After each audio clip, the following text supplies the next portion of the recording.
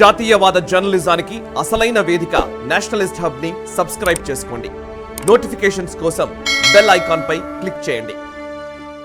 రాబోయే 5 సంవత్సరాల పాటు ఓవరాల్గా $25 బిలియన్ ఇన్వెస్ట్ చేయడానికి సిద్ధపడ్డట్టుగా తెలుస్తుంది. దానికి ప్లాన్ చేసుకుంటున్నట్టుగా ఒక ప్రకటన రిలీజ్ చేసింది. వాళ్ళ COO ఆల్రెడీ ఒక ప్రకటన చేశారు.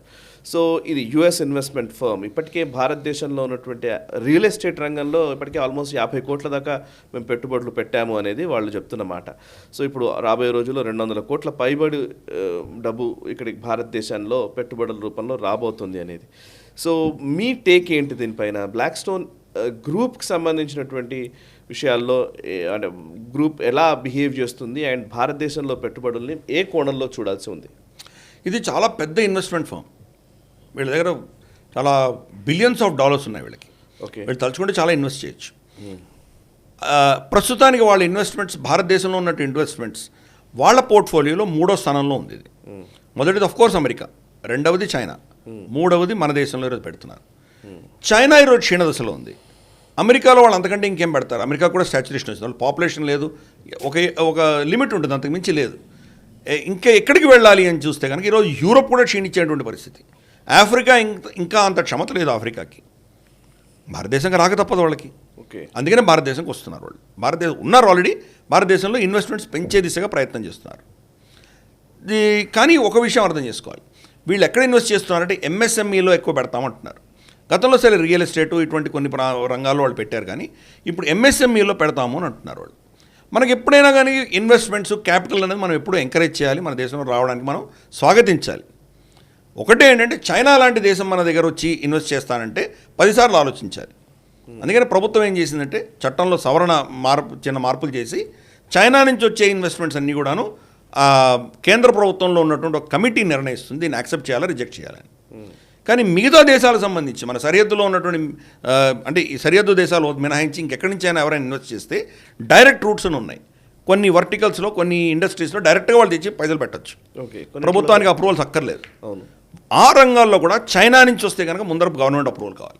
ఎందుకంటే స్ట్రాటజీగా మనకు వాళ్ళు దాన్ని అస్త్రంగా వాడుకుంటున్నారు కాబట్టి మనం ఆచితూచి వాళ్ళకు పర్మిషన్లు ఇస్తాం, లేకపోతే ఇవ్వం మనం. ఓకే, ఈ పరిస్థితులలో ఇప్పుడు బ్లాక్ స్టోన్ కూడా మన దగ్గర ఇన్వెస్ట్మెంట్ తీసుకొచ్చినప్పుడు మనం MSMEలు ఎక్కడ పెడుతున్నారు, ఎవరి దగ్గర ఇన్వెస్ట్మెంట్స్ పెడుతున్నారు, దీనివల్ల మనకి ఏమైనా స్ట్రాటజిక్ అడ్వాంటేజెస్ ఉన్నాయా, డిసడ్వాంటేజెస్ ఉన్నాయా చూసి దాని ఆధారంగా వీళ్ళని నియంత్రించవలసిన బాధ్యత కూడా ఉన్నది మన మీద. ఫర్ ఇన్స్టెన్స్ వాళ్ళు కనుక దీని ఏమంటారంటే మన అగరబత్తి ఇండస్ట్రీ ఆర్ అతి పేద బడుగు వర్గాల్లో తయారైనటువంటి బీడీ ఇండస్ట్రీ, ఇటువంటి వాటిల్లో వాళ్ళు కనుక ఇన్వెస్ట్ చేసి మెషిన్లు తీసుకొచ్చి వాళ్ళు కనుక ఏమైనా చేశారంటే ఉపాధికి పరిస్థితి ఏంటి, వాళ్ళ ఉద్యోగాల పరిస్థితి ఏంటి? కాబట్టి ఏ రంగాల్లో వీళ్ళని యాక్సెప్ట్ చేయాలి, ఏ రంగాల్లో వీళ్ళని యాక్సెప్ట్ చేయకూడదు అని నాకు తెలిసి ప్రభుత్వం చాలా కేర్ఫుల్గా అబ్జర్వ్ చేస్తుంది. ఎందుకంటే బ్లాక్ స్టోన్ లాంటి investment firms America deep state కూడా లింక్ అయినటువంటి వాళ్ళు. ఇన్వెస్ట్మెంట్ మనకు వస్తే ఎప్పుడు కాదనకూడదు, కానీ దానిని వాళ్ళు దుర్వినియోగం చేయకుండా సద్వినియోగం చేసే దిశగా వాళ్ళు ఎక్కడ ఇన్వెస్ట్ చేస్తే వాడికి లాభాలు వచ్చి వాడు మనకు కూడా దానివల్ల లాభసాటిగా ఉంటుందని తెలిసిన రంగాల్లో మాత్రమే వాళ్ళని పర్మిట్ చేయడము. అది కాకుండా వాళ్ళు కనుక దాటి ఏమైనా దుశ్చర్యలు చేస్తే కనుక కఠినంగా శిక్షించే పరిస్థితి కూడా మన ప్రభుత్వం చేయాలి. చైనా పట్ల అలాగే చేసింది. వాళ్ళ ఇన్వెస్ట్మెంట్ కంపెనీలు కావచ్చు, వాళ్ళ స్మార్ట్ ఫోన్ కంపెనీలు కావచ్చు, ఇక్కడ ట్యాక్స్ ఎవేషన్ చేశారు. వాళ్ళ CEOలను అరెస్ట్ చేశారు, వాళ్ళ ఆఫీసర్లను అరెస్ట్ చేశారు, రైడ్లు చేశారు, వాళ్ళ మీద ట్యాక్స్ డిమాండ్స్ రేజ్ చేశారు, కఠినమైన చర్యలు తీసుకున్నారు వాళ్ళ మీద. ఇన్వెస్ట్మెంట్స్ యాక్సెప్ట్ చేశాం, ఇది అర్థం చేసుకోవాలి.